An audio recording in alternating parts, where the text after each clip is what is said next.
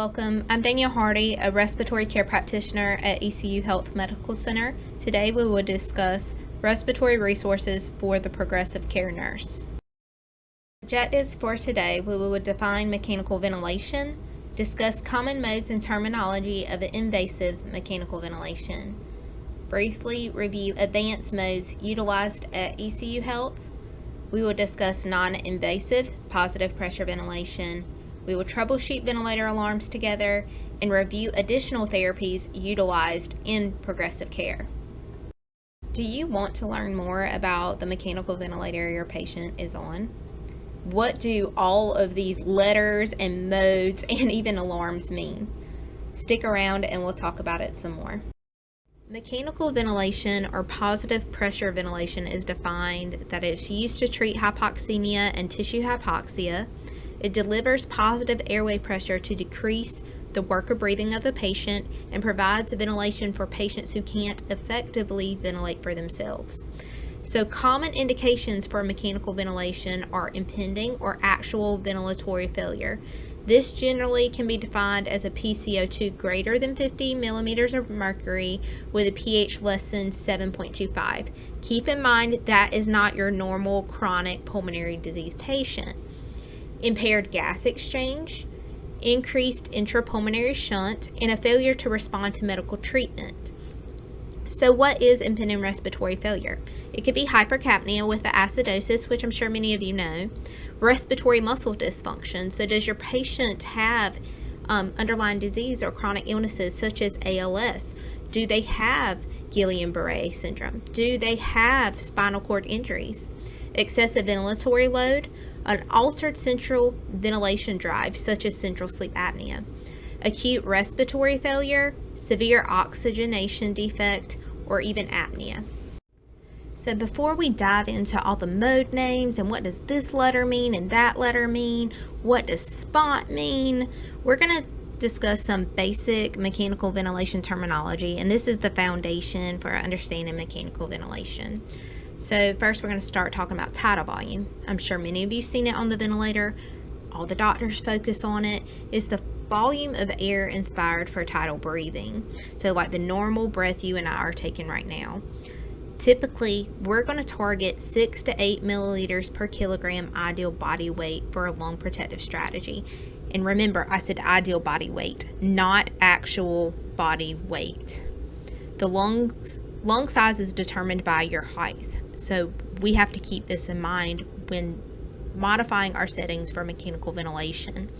Typically, if ARDS, acute respiratory distress syndrome, is suspected and the patient's having issues oxygenating, we're going to target a lower tidal volume, 4 to 6 milliliters per kg ideal body weight, due to the fact that a lower tidal volume has been proven to improve mortality of these patients. PEEP, positive end expiratory pressure. And no, I'm not talking about the peeps that you get at Easter, okay? I'm talking about the amount of pressure maintained during expiration to prevent the collapse of the alveoli. PIP, or peak inspiratory pressure. This is the maximum amount of pressure that occurs during inspiration. Then there's plateau pressure. This is the average alveolar pressure during the inspiratory phase. Now, plateau pressure can only truly be obtained when a patient is not actively breathing. That means that the patient can be assisting the breath and those kinds of things. So typically, when patients are spontaneously breathing, we cannot really truly obtain a plateau pressure. So just try to keep that in mind. Mean airway pressure is the average proximal airway pressure during the entire respiratory cycle. Too low may result in hypoventilation and atelectasis, and too high can increase the risk of barotrauma and compromise hemodynamics. And you're probably asking yourself, Danielle, why is this important for me to know? Well, if your respiratory care practitioner is at the bedside and they are looking at ways to improve your patient's oxygenation, let's say your patient's having a really bad desaturation episode, they're not recovering, your respiratory therapist is going to look at ways to increase that mean airway pressure. At that point, you should probably get ERT involved, get a critical care consult so we can look at does this patient really need to be moved to the ICU since we're increasing these settings significantly? Minute ventilation correlates with carbon dioxide removal. Okay, it's the amount of volume in liters of air moved in and out of the lungs in 1 minute. So you will likely hear the physicians talking about minute ventilation at the bedside with a respiratory therapist. And a lot of times it has to do with a patient that has uncompensated respiratory acidosis, right? So they have a high CO2 level and their pH is abnormal. And the doctor and the respiratory therapist are looking at ways to improve that minute ventilation so they can blow off some of that CO2. So whether it be they're increasing the rate or increasing their tidal volume by either increasing the volume or manipulating pressure, they're going to have a goal of increasing that minute ventilation. All right. Rate, respiratory rate. Okay. The big thing you really need to know is that there are 3 types of breaths. Okay, that's the first thing we need to talk about. There are 3 types of breath. There is a ventilator breath in which the patient is unable to trigger, whether we are suppressing the respiratory drive with paralytics and sedation, or if the patient cannot trigger a breath, let's say they're paralyzed completely from an injury. Okay, an assisted breath means that the patient is able to trigger the breath, but they are still going to have ventilator support to help assist that breath. So let's say we have a patient and they are on a pressure mode of ventilation. They can trigger the breath and then they're going to receive that set pressure that we already have set for them. Okay. A spontaneous breath only happens in spontaneous modes. Okay. So spontaneous breath, the patient has to trigger and they have to be able to actually cycle the breath as well. And what Danielle, what's trigger and what's cycle? Well, trigger means to initiate and cycle means to end. So in the ventilator breath and the assisted breath, the time or the rate that we set on the ventilator actually cycles the breath. It decides when are we going to end the breath. Okay, the ventilator decides that with the settings we have set. In a spontaneous mode, the patient has the ability to end their breath. Okay, so you'll hear terminology such as synchrony, asynchrony. Synchrony means that everything's working with a patient. They look great on the ventilator. The ventilator is supporting them appropriately. Asynchrony, there are different types of asynchrony, whether it be the patient has a delay in ending the breath, whether the patient is having issues where they're flow starving, where they want more flow, they have an increased metabolic drive, and they want more than we can give them with the current settings. Okay, so you'll hear the physicians or the respiratory therapist saying, oh, this patient's asynchronous, or oh, this patient's graphics look great, they're synchronous. Those are terminology that you will hear. Air trapping. So what is air trapping?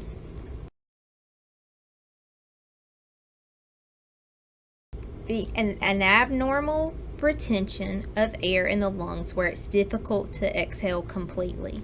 Okay, so that can happen in chronic lung disease normally, whether it be a patient with COPD, emphysema, chronic bronchitis, asthma, cystic fibrosis, bronchiectasis, or in mechanical ventilation, it could be because the patient is not exhaling fully. Maybe we have the respiratory rate too high.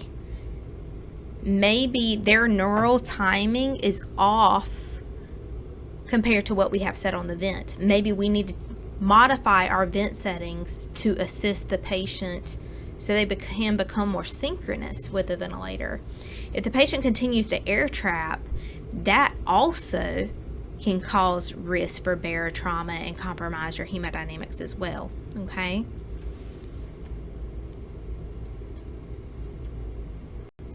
Now we're going to look into the modes of mechanical ventilation, but first I would like to talk about the 2 categories.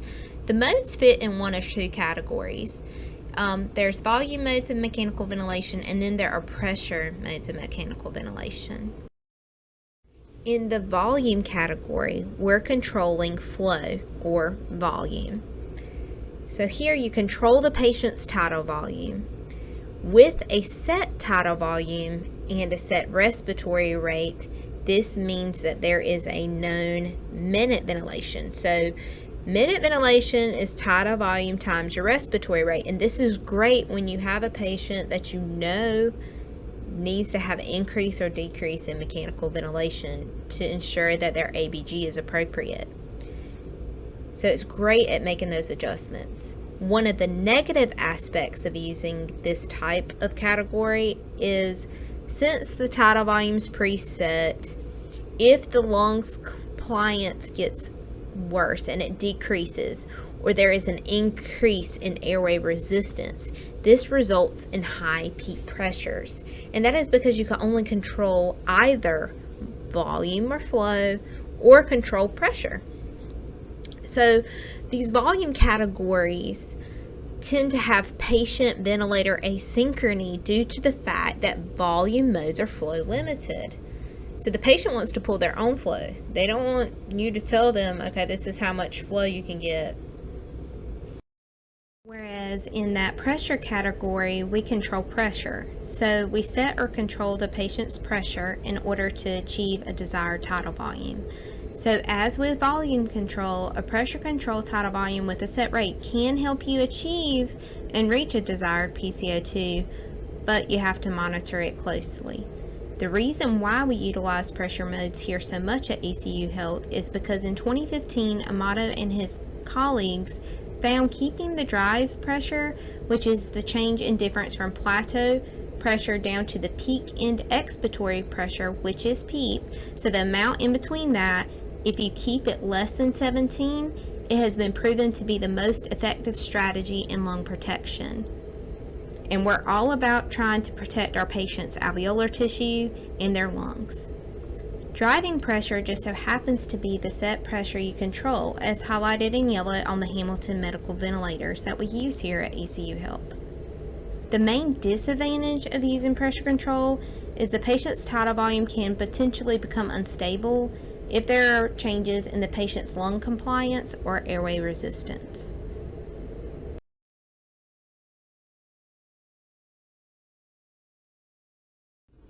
So, these are the two control variables. There's volume control as a variable and pressure control variable. When initiating mechanical ventilation on a patient, once you select which control variable, whether it be volume or pressure, then you can choose the operational mode, or all the names that we're about to discuss, that determines the pattern of breathing for the patient. So Danielle, why are there so many modes? I went to nursing school elsewhere, or I had another job elsewhere, and they had different mechanical ventilators than we do here at ECU Health, and I just don't understand all the letters and the names of each mode. Well, guys, there are 174 unique names for modes of mechanical ventilation. And that has to do with, there has been a technological evolution since microprocessors have came out, and there are unstandardized nomenclature in the critical care world surrounding mechanical ventilation.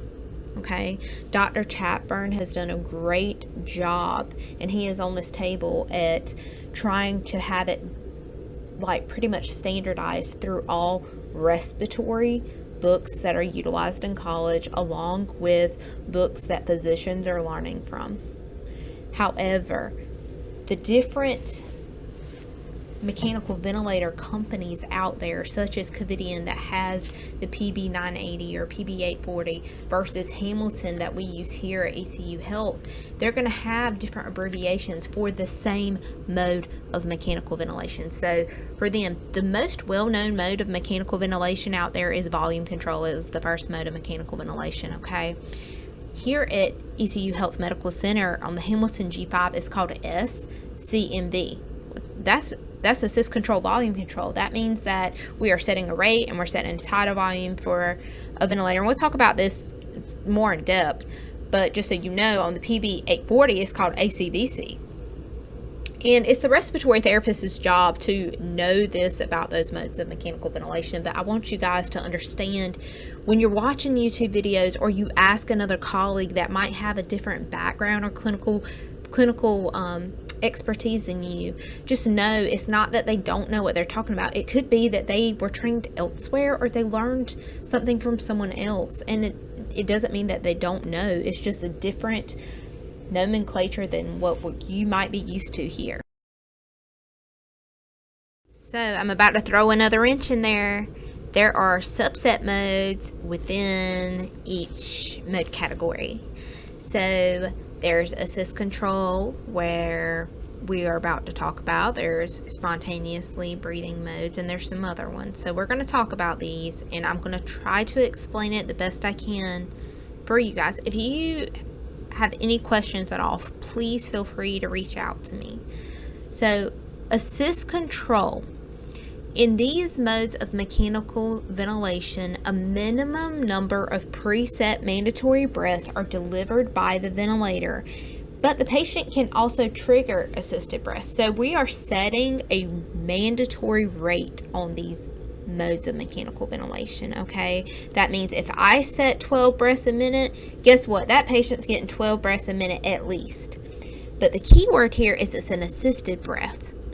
A patient can make an effort to breathe, and the ventilator assists in delivering the breath. So let's back up for a second. Just so you know, these breaths are not spontaneous that the patient makes an effort to breathe.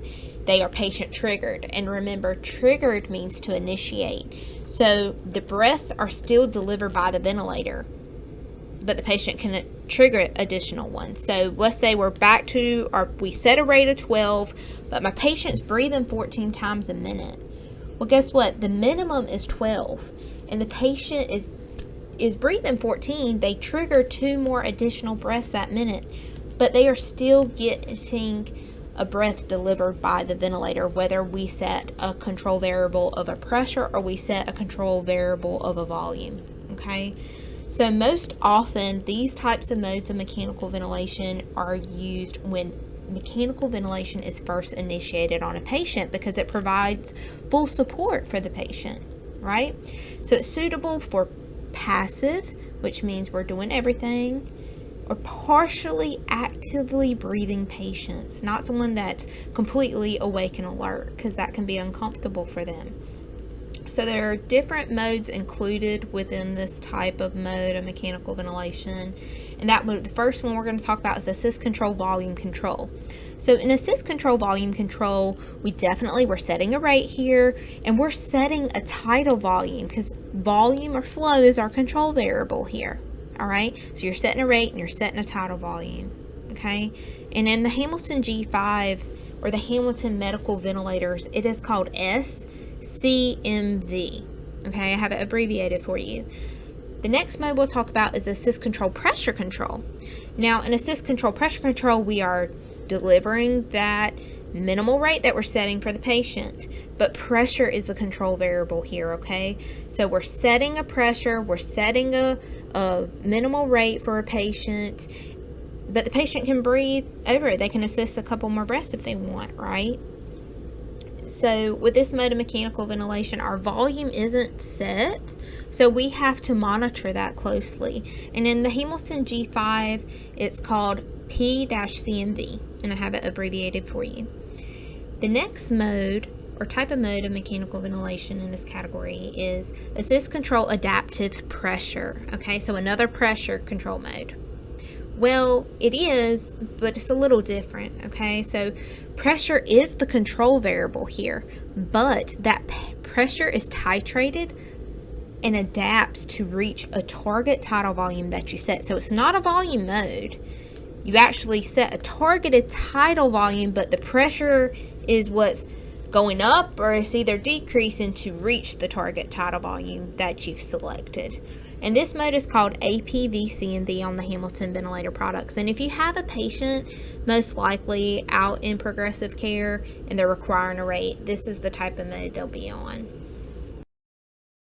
So just to review again, assist control modes the patient can receive either the mandatory breath from the ventilator, or the patient can assist in an additional breath.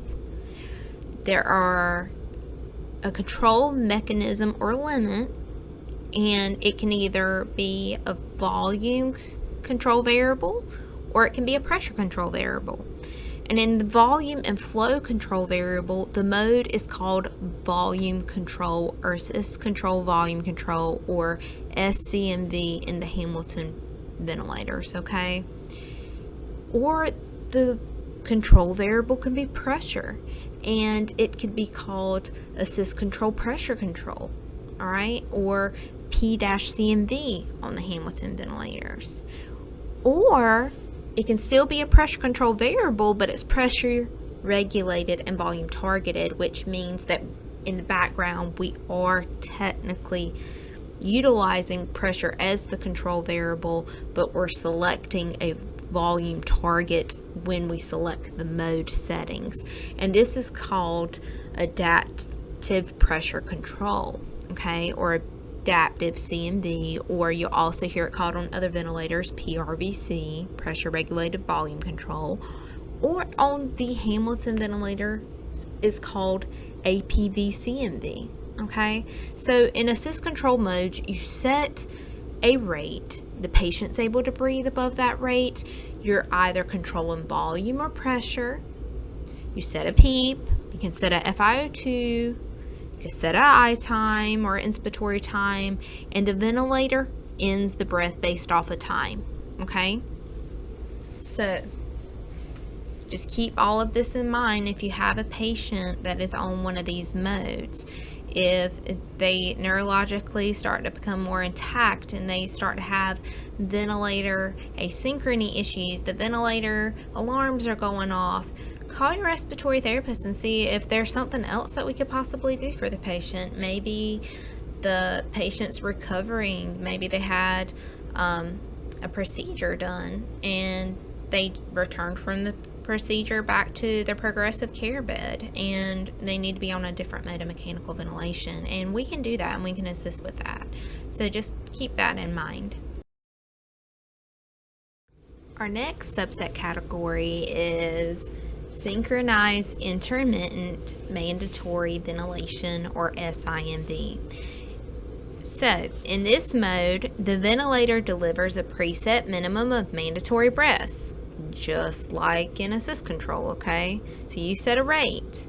However, it allows the patient to initiate spontaneous breaths in between the mandatory breaths. And you're like, hold up, wait, the patient could assist breaths before.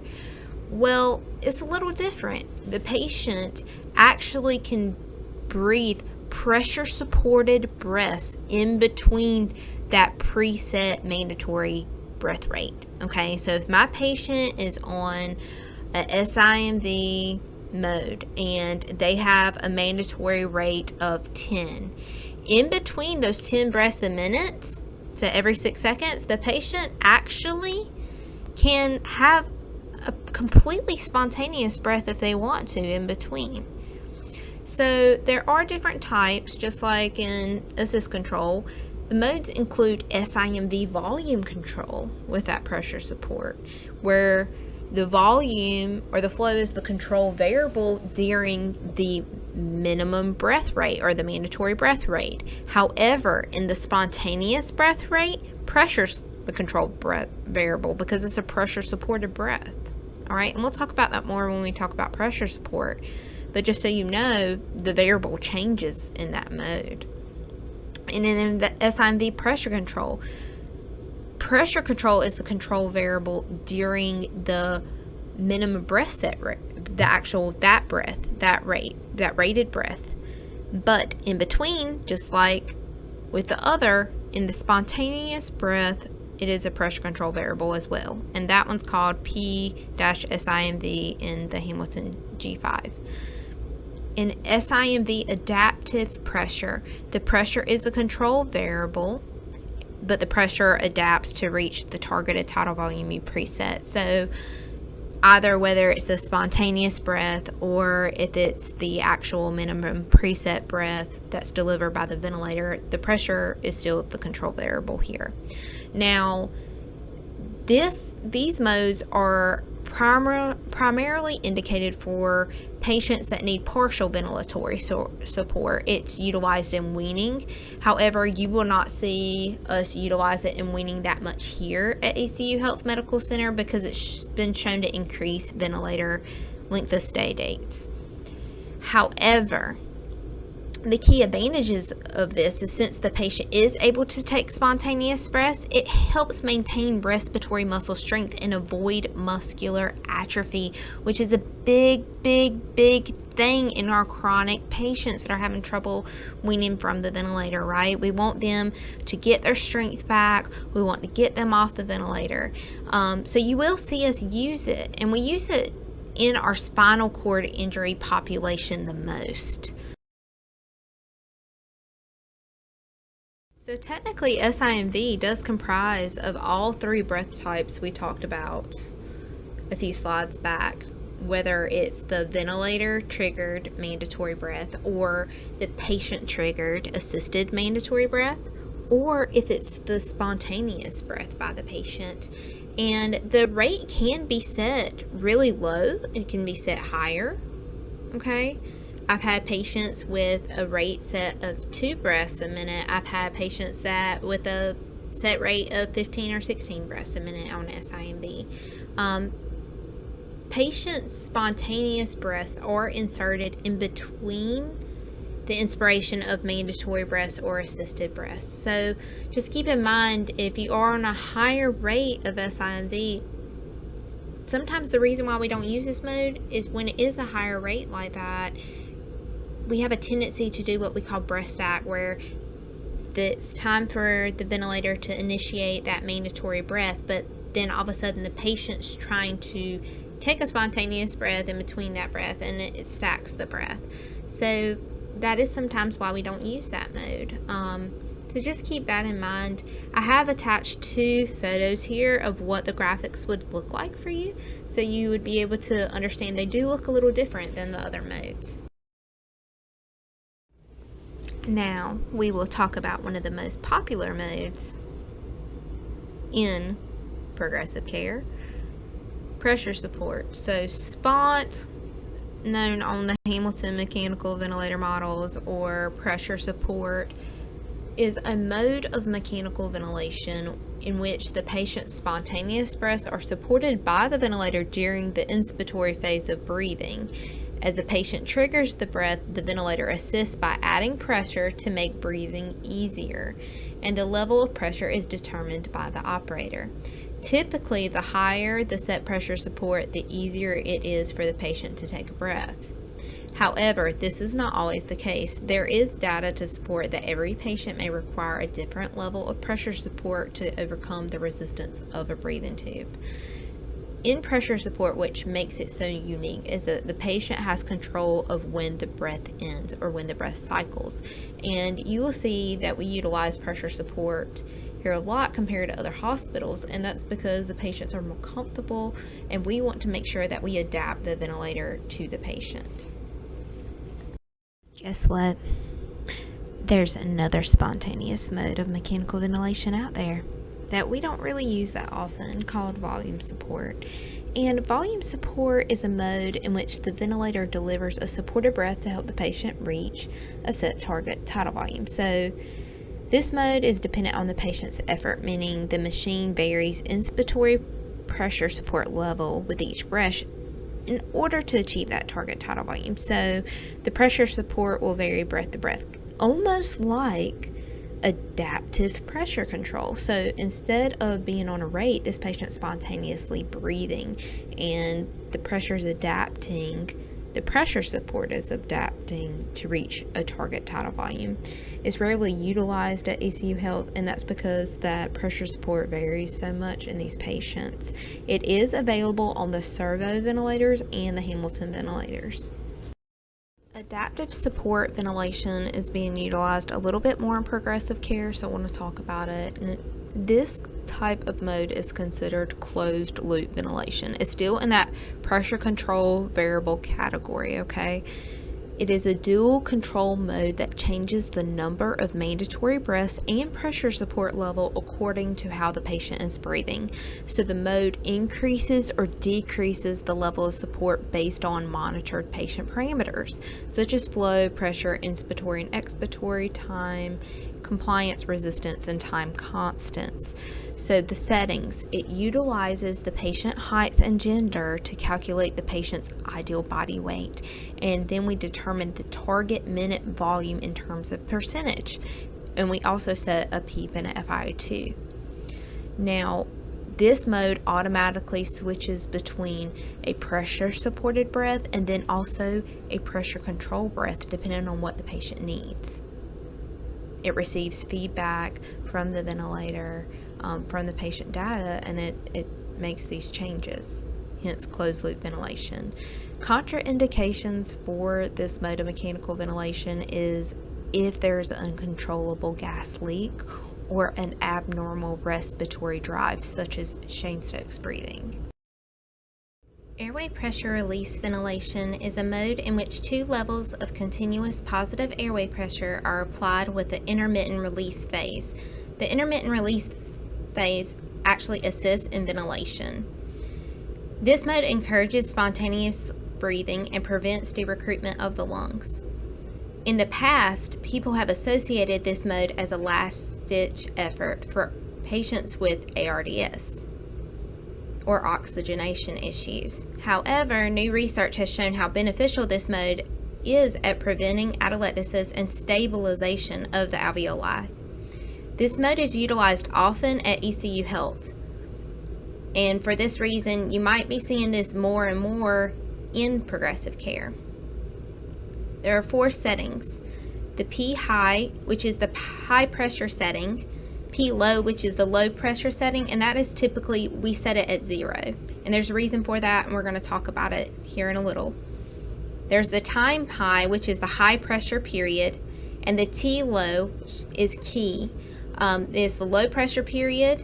It typically is 75% is how we determine our goal for determination of peak expiratory flow rate. Sometimes in other patient conditions, we might change that ratio, but that's the standard.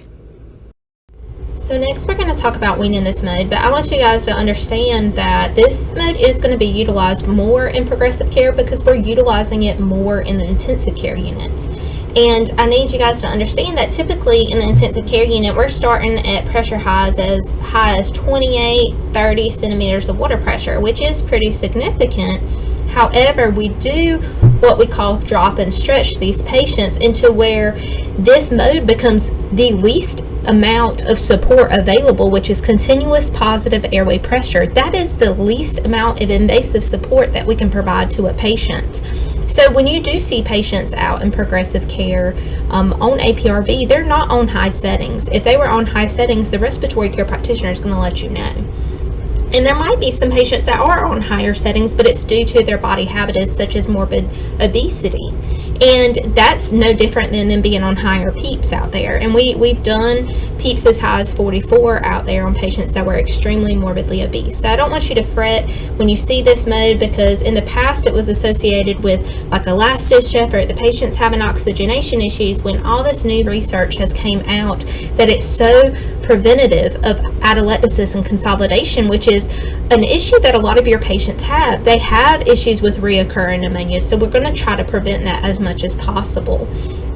So one of the big key things is that if you do have a patient and you see that mean airway pressure, P mean, which is on the left on that graphics picture where it says P mean of 26, just keep in mind that if you do have to bag your patient, if they're on higher than 20, you might want to call your respiratory care practitioner, because that PEEP valve only goes up to 20. So you can press 100%, but don't just pop them off, because when you do pop them off to bag them, the patient's going to completely collapse. And that doesn't mean that those are high settings for that patient. It could be the patient, like I said, has a body habitus issue that we're trying to compensate for. So some big considerations that you guys need to know is if the patient is having excessive work of breathing, if they are having nasal flaring, please alert the respiratory care practitioner. Don't just call and have someone change the settings. It could be that there's something going on with the circuit. It could be there's something else that's going on with the patient, where as far as they have a mucus plug. So just keep in mind, it's just like any other mode of mechanical ventilation. Now, I will tell you the best time to suction this patient is during the time low phase, which is, if you look at the graphics on your right of your screen, you see like a square pattern. It looks almost like a rectangle, long rectangle, but you see that short little pause where it's like almost like dips into almost like a little triangle at the end. That is the best time to suction your patient, because it never drops, the pressure never drops to zero per se, but it starts to close and it starts to decrease the pressure very rapidly. And when that happens, you can get the secretions out much better than you could in that other phase where the patient's spontaneously breathing. Now, when we do wean this mode of mechanical ventilation, we refer it to as drop and stretch. And drop means we're dropping the total pressure down, which equivalates to the mean airway pressure, where their oxygenation improves, or if their chest x-ray starts to look better, let's say if they have some atelectasis, and we decrease that pressure high very small and very gradually. And when we stretch, we are talking about stretching the time high. So we're stretching how long that patient's receiving that amount of pressure over a period of time.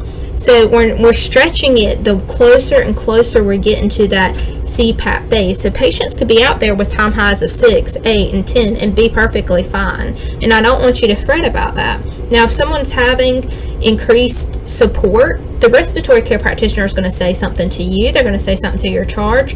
They're going to call ERT, or they're going to ask critical care to come by. We have their phone numbers, so we can consult them. So just keep that in mind. Patients can be transitioned or weaned from APRV to pressure support if we want, but there is plenty of literature out there as well to keep them on APRV, because it is CPAP, which is the least invasive mode of mechanical ventilation. So I don't want you to think that just because you're seeing other modes of mechanical ventilation out there in progressive care, such as APRV or ASV or volume support, that is necessarily a bad thing. We're doing what is best for our patients. We are going to conform the ventilator to what the patient needs and what they require. And that is going to have some changes along the way. So this is why we're doing this presentation. I want you guys to kind of know more and more and more about the modes of mechanical ventilation, and I want you to feel okay with taking care of these patients. Just know, like with any other mode of mechanical ventilation, if you see a patient have increased work of breathing, if you use your troubleshooting skills, you suction the patient, you give 100% FI2, and if that's not helping the patient at all, you need to call the respiratory therapist to the bedside and see what you guys can come up with together. What's going on with the patient? What do their labs look like? Do we need to call a rapid response team call? And these are things that you would be doing with any other patient anyway. So just kind of keep that in mind. I'd like to do an overview of what we've already discussed, and before I jump into that, I do want to talk about something that I have yet to talk about. But from time to time, we do hire travelers within our department, whether it be we have an increase in volume load in flu season, COVID season, or if it's the fact that we need assistance in staffing. Now, I do want to bring up, these travelers do perform competencies with me. They do go over theories with me. They go over different types of articles and how we practice here. I do offer continuing education for them, because a lot of places aren't as in-depth when it comes to the different modes of mechanical ventilation, depending on where this person has worked before. So I did want to bring that up just so you guys are aware, because I do work in progressive care. Now, some of the facts on the modes of mechanical ventilation that we've already discussed is that you're only able to dictate either volume or pressure in mechanical ventilation. You can't control both, so just keep that in mind. Volume control is truly flow control. So there's only two modes out there that have this, and that's assist control, volume control, or SCMV, and this is the one that's most published out there. They utilized it in ARDSnet. If you ever look that up, this is what they utilized. Now, that can have its caveats, and that's why we don't use it often here, because patients like to dictate their own flow, and you can't do that here. You're basically setting a flow for them. And in the other mode is SIMV volume control, or SIMV on the Hamilton G5. Everything else in mechanical ventilation or even in non-invasive ventilation falls in a pressure mode. So just kind of keep that in mind. There is no one perfect mode of mechanical ventilation for anyone. Each patient is an individual, and you have to conform the ventilator to that patient. And it also depends on who is the actual person managing the ventilator. Are they really there? Are they really understanding what is happening with their patient?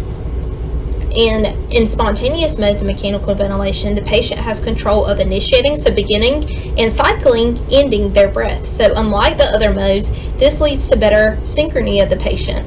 Hence the high use of pressure support ventilation in progressive care, or SPONT, which is what it's called on the Hamilton G5.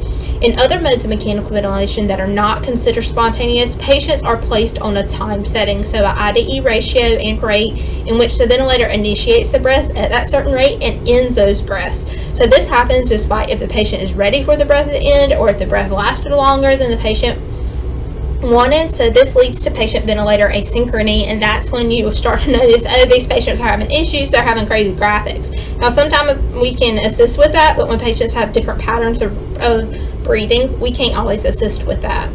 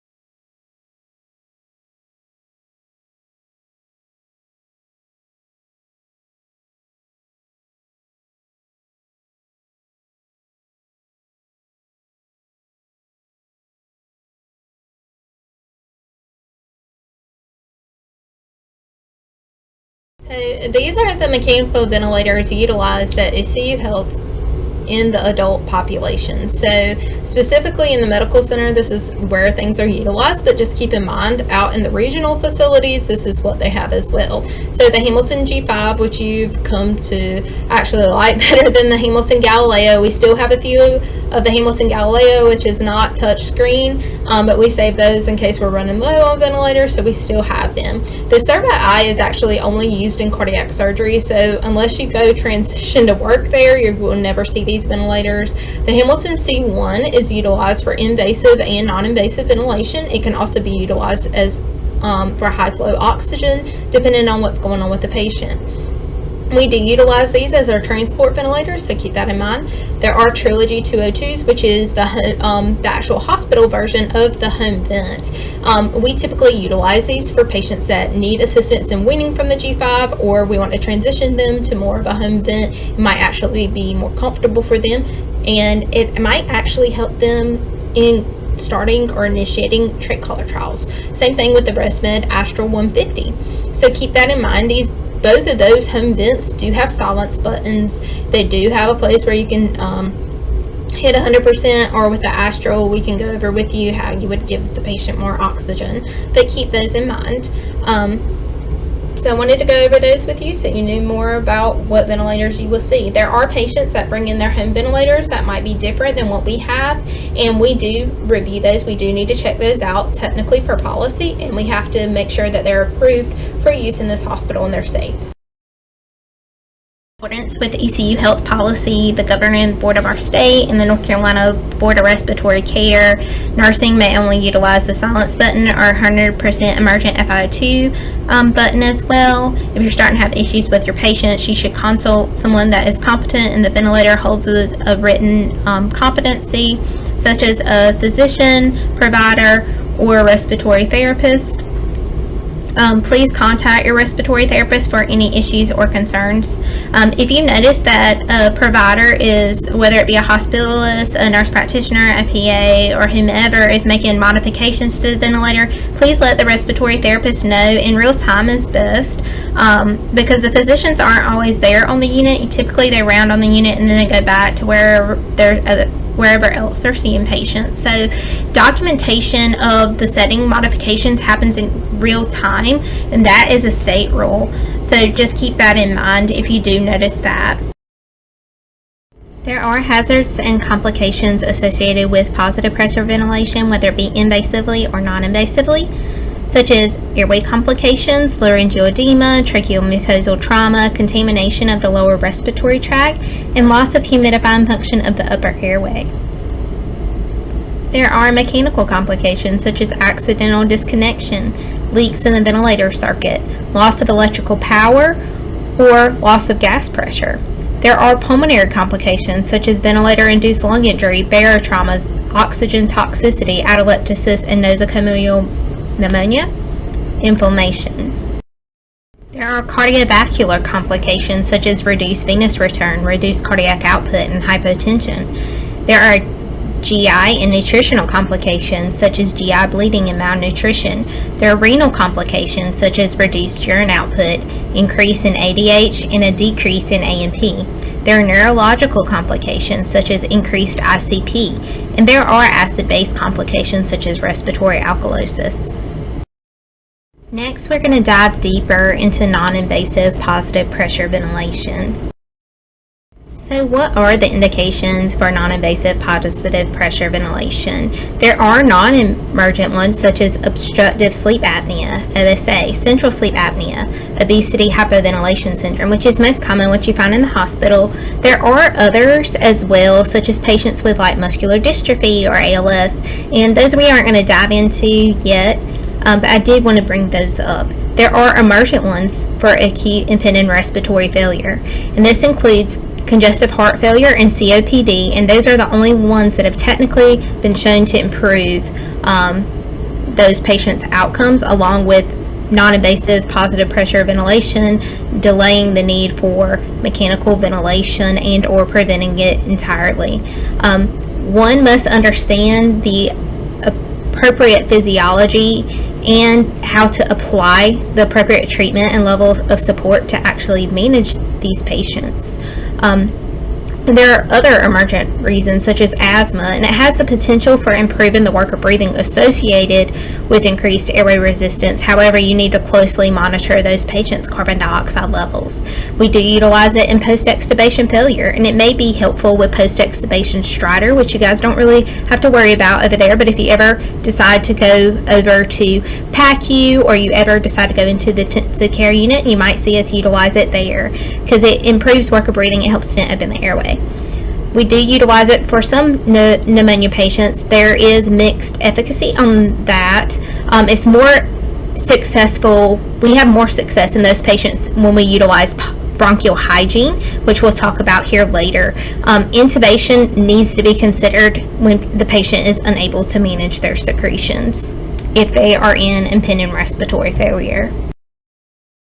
Additionally, there are complications or hazards, some contraindications when implementing non-invasive ventilation. These are apnea, need for airway protection, high risk for aspiration, hemodynamic instability, recent facial or esophageal surgery or trauma, fixed anatomic abnormalities of the nasopharynx, intolerance, failure, or inability to cooperate. We genuinely do not want anybody restrained while we place them on this therapy. A GCS less than or equal to 11, pneumonia, and or ARDS. In congestive heart failure, there's increased worker breathing caused by edema of the airways, which narrows and increases airway resistance. Considerations for these issues: non-invasive ventilation, intubation, and heliox for airway obstruction, such as asthma. Typically, in non-invasive ventilation, we're placing the patient on BiPAP, starting with the setting of 10/5 anyway, just for oxygenation and ventilation needs. I will tell you, a lot of times here, we typically, for some of these patients with CHF, we'll start with CPAP first, which is continuous positive airway pressure, which is one pressure throughout the entire respiratory cycle, so the inspiratory and expiratory part of your breathing. Essentially, BiPAP is 2 levels of pressure, and that second level of pressure is called inspiratory positive airway pressure, and what that does is it helps overcome some of the resistance that some patients experience with that CPAP effect. So as I was saying on the previous slide, CHF, we typically use CPAP first unless the tidal volumes are inadequate, and then we'll transition to BiPAP. So for COPD, we typically will go with BiPAP, which is that 2 level of positive airway pressure. You'll see it called non-invasive ventilation on either or with our Hamilton C1 ventilator. So IPAP reduces the work of breathing, provides greater proportion of transpulmonary pressure during inspiration, so like a push-pull effect. So it kind of helps counter some of that issue of the widening of transpulmonary pressure that's happening within the thorax. EPAP reduces work of breathing, so it counterbalances intrinsic PEEP, it increases respiratory system compliance. And I do want to point out, patient comfort does not necessarily correlate with optimal settings with respect of worker breathing. Optimal settings are a balance of reducing the worker breathing and patient comfort, so keep that in mind. Sometimes patients are going to require some settings that they might not feel comfortable on, but over a period of time it'll help reduce their worker breathing, which will help reduce the anxiety, and the patient will become more comfortable. So non-invasive ventilation may be used in patients with certain sleep disorders, respiratory distress, and impending respiratory failure. The respiratory care staff should be applying and removing the mask interface unless special circumstance, such as it's a patient's home machine or their home mask and the patient has the appropriate GCS. Patients should be NPO while requiring non-invasive ventilation for respiratory distress or impending failure, and this includes PO medication, so keep that in mind. Respiratory care practitioners will attempt to give breaks for patients requiring continuous non-invasive ventilation every 4 hours. Patients may require high-flow nasal cannula during these breaks. Now, just keep in mind that if you do emergently have to remove the BiPAP mask for any incident and the patient is desaturating, place them on 100% non-rebreather. If the patient's vomiting, make sure they're suctioned. If the patient's apneic or obtunded, please make sure you start initiating bivalve mask ventilation, call a staff assist, and ensure that you have everybody there on the team to kind of help. Next, we're going to go over one big thing, troubleshooting ventilator alarms. I know they can be really annoying at times and you hear them constantly go off, but I wanted to discuss the causes of some of these alarms so you're more familiar as to why the ventilator is alarming and why is it alarming that certain high priority or low priority alarm. So we've all had that look where you look at your patient and you're just like, why do you keep alarming? Why does this ventilator keep alarming? So there are high pressure alarms. That's probably one of the most often alarms that we come into contact with. It could be secretions, there could be condensate or water in the tubing. The patient could be fighting the ventilator, whether they're coughing or gagging, and their lung compliance may be worsening. The patient could have a pneumo. The patient could have pulmonary edema on board. There could be kinks or restrictions in the tubing as well, so just kind of keep that in mind. There is low pressure disconnected from patient side, and typically that's like the loss of an airway, whether it be a partial or total decannulation in your case over in progressive care. It could be a cuff leak, and typically you can tell when the patient's speaking or grunting, and you can hear this. Don't always place or inflate the cuff. We do have patients with different types of cuffs, such as a sterile water-filled cuff versus having an air cuff. And a big thing too is that if a patient's continuously requiring more and more either water or air, we need to kind of review that and look at that and keep that in mind, because the patient could have something going on with their airway itself, whether it be an ulceration forming, or it could form into a fistula. So we have to keep review that, and respiratory therapists are supposed to monitor that at least once a shift. There are apnea alarms. Sometimes this could be just the disconnection from the ventilator, the loss of the airway. The patient may need to be placed on a set rate or alarm. And I do want to bring this up. A patient that is on pressure support ventilation is going to have a backup rate. You can see this in the top right corner. It'll say backup there. That it will go into backup in case the patient does, and it'll say apnea ventilation. So the patient is still receiving mechanical ventilation on safe settings, so just keep that in mind. There could be a change in the patient condition or other sedation as well. There are high minute volume alarms, tidal volume or respiratory rate alarms. These could be attributed to pain, anxiety, change in the patient condition. It could be excess condensate or secretions in the tubing. That's typically a false reading. It could be a low minute ventilation alarm, so there might be a change in the patient's breathing pattern. There could be a disconnection from the ventilator. It could be that the connection's actually loose. The ET tube or the tracheostomy cuff could have a leak, and then an insufficient gas flow. So if you do constantly have an alarm and it hasn't resolved, just be sure to call your respiratory therapist. Now, that flow sensor we're going to talk about here in a little bit, and I'll demonstrate. There is a situation, our flow sensors are more proximal to the patient, so they're a more accurate reading of what we're getting back from the patient versus it going all the way back to the ventilator and us losing some of that information. So keep in mind, if there's excess condensate or secretions in that sensor, that it will have false readings. So I have mentioned this earlier. If there's a cuff leak, please call your respiratory care practitioner. Try to refrain from placing air or sterile water in that cuff, because the incorrect amount may cause tracheal wall damage. And we have had several patients in our facility with these damages, and they have to be seen and have other procedures done, or have to have a special case or scenario in which we have to let that heal. So just kind of remember that sometimes there may intentionally actually be a leak present due to the patient's condition, or the fact that the patient's utilizing a passing mirror valve like the aqua valve and speech is involved. So keep that in mind. So for the ventilator circuit positioning, this is what I was talking about. Keep it inclined so the condensation will drain back to the inline suction, and try to keep that blue flow sensor oriented so the lines are in the upright position. Doing these simple things help prevent flow sensors from clogging up with secretions. Additionally, for your patients, specifically in progressive care, it assists with the breakdown for patients that may potentially have their trach resting within on their skin, and they're already having issues with drainage as well. Here are two examples of what the ventilator disconnect alarm might look like.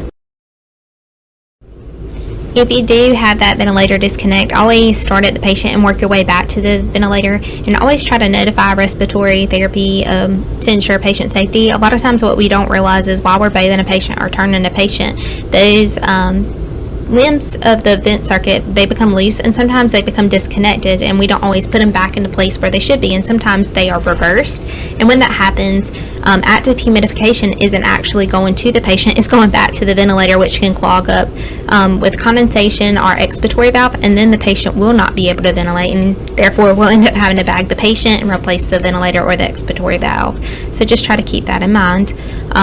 There are some little things just to kind of also keep in mind as well. If you have that temperature probe that is on the right pictures, the very first temp probe picture, if that's out just even like by a centimeter, it can drop the degree that's within the circuit. Is a heated circuit, so it can drop that degree and actually form more condensation. So just try to keep that in mind. That happens sometimes with us just pulling the patients up. It's just something that the respiratory therapist, when they come in, they typically go ahead and start looking at the patient, touching the circuit, draining the water. Every therapist has their own way of going and evaluating a patient, but they do look at this when they're going to see patients. Additionally, when all else fails, don't forget you can always bag your patient. Just be mindful if your patient is on higher PEEP settings greater than 20, additionally on APRV with a higher mean airway pressure due to maybe body habitus, keep in mind that maybe bagging the patient might not always be what's best, but definitely bag your patients desaturating, and you feel like there's an issue with the vent, get them to call a staff assist, call respiratory, and see what's going on with our patients. Sometimes the ventilators are computers, they do have microprocessors in there, so when in doubt you can bag your patient, but just try to keep that in mind in the back of your head, like what PEEP setting is this patient on, and am I actually going to be able to match that as well. Another item I wanted to review with you guys is our bronchial hygiene techniques and medication therapies. These can become really important when caring for your patients. The purpose of bronchial hygiene or chest physiotherapy is to clear mucus and secretions from the airway and treat and prevent atelectasis. And this is important. You guys do receive a lot of the spinal cord injury patients, and their mucus clearance requires deep suctioning, bronchodilators, mucolytic agents, percussion, and assistance in cough. Post-op patients actually have a higher risk for pneumonia, so these therapies are supposed to help prevent and treat as well. These are the commonly used bronchial hygiene techniques at ECU Health, and this is across the board, across ECU Health system. So we do have positive expiratory therapy, incentive spirometry, cough assist, intrapulmonary percussive ventilation, and ABI vest. Now, a lot of these therapies are utilized to prevent and treat atelectasis. Some of them are better at clearing secretions. So depending on your patient, luckily respiratory care has a protocol in which we can determine what is best for our patients. So just keep this in mind. If you're having a patient with a ton of secretions and it's not coming up, there is other ways that we can get it up besides just a percussion bed if your patient happened to be transferred with one. Just like with anything else, there are hazards or complications that can become as a result related to bronchial hygiene, in addition to some considerations that our staff have to consider, such as increased intracranial pressure, acute hypotension during the procedure, gastric distension, barotrauma, decreased cardiac output, discomfort, air swallowing with increased likelihood of vomiting and aspiration. So when you see the respiratory care staff asking the patient when's the last time you've eaten and when's the last time you've had meds, it's really important for us because we don't want to cause an aspiration event. And also fatigue. A lot of these techniques are almost like a workout for the pulmonary system, so keep that in mind, that the patients with a lot of muscle atrophy will have become tired. Now, at the end of the day, the number one top bronchial hygiene technique that you could do to improve your patient and reduce pneumonia in the hospital is have them sit up in the chair. Have PT, OT work with these patients, get them up. We can walk patients on the ventilator. We can walk patients on a Salter cannula. We can walk some of these patients. Now, it might not be a large walk, it might be a walk in the room. However, us improving their muscles will ultimately help these patients be able to get off the oxygen modality they are on, get off the ventilator, and that is really important. Commonly utilized inhaled therapies at ECU Health. Now, most people, when they think of breathing treatments, think about albuterol, asthma, shortness of breath, and there is so much more than that. Yes, short-acting bronchodilators such as albuterol or levoalbuterol, which is Xopenex, can have a short, very quick effect for patients that have bronchoconstriction. Now, this does not work for every single person because it treats bronchoconstriction, so keep that in mind. We do have Duanib, which is a short-acting beta agonist, along with anticholinergic agent. Like I said, Atrovent is an anticholinergic agent. We also administer mucolytics such as hypertonic saline, which can assist in the removal of secretions. We also administer antibiotics such as tobramycin via nebulizer. We also, typically in the ICU setting, but not always, we also can administer TXA via an inhalation. Now, in ICUs, we have the capability of treating pulmonary hypertension with inhaled EPO, which we utilize often here at ECU Health Medical Center. In Children's Hospital, they have an additional therapy called iloprost, which also helps treat pulmonary hypertension as well.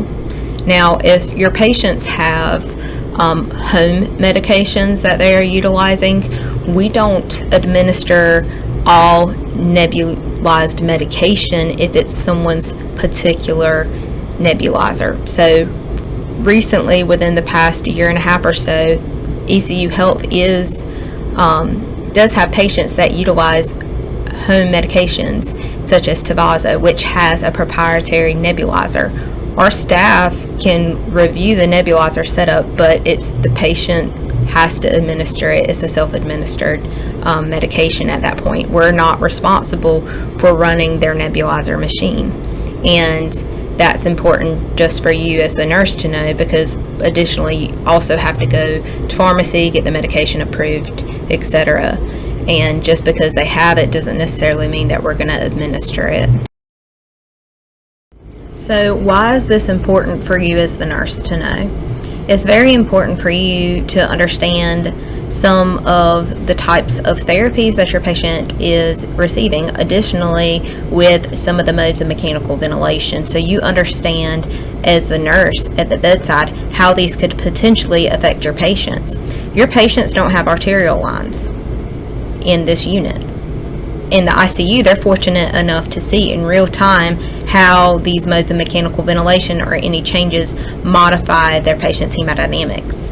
If your patient has increased work of breathing, it actually increases the transpulmonary pressure inside the thorax, which does have a response to your hemodynamics. It can actually worsen them and cause your patient to become hypotensive. So there are reasons for you guys to understand why some of the changes happen. There's reasons for you to understand why we have some of the techniques we do, such as bronchial hygiene or even some of our inhaled therapies, and the reasons why we might not utilize them. We do have protocols and policies just like nursing does, and our protocols are very important in our workflow.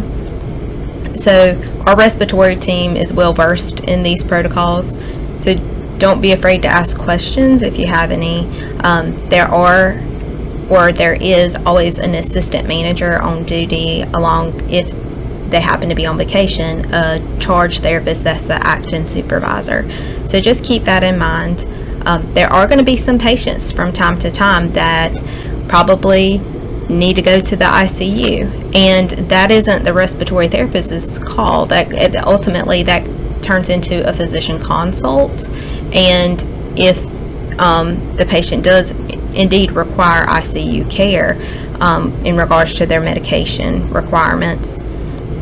Now, keep in mind that some of the patients that have severe lung disease, such as pulmonary fibrosis that's end stage, or they have interstitial lung disease that's end stage, or COPD that's end stage, and we're having ongoing discussion with the family, and the patient's requiring 100%, but they're stable. Just keep that in mind, that sometimes you will have those patients, and those patients are going to have times where they quickly desat, and it takes them a little bit to come up.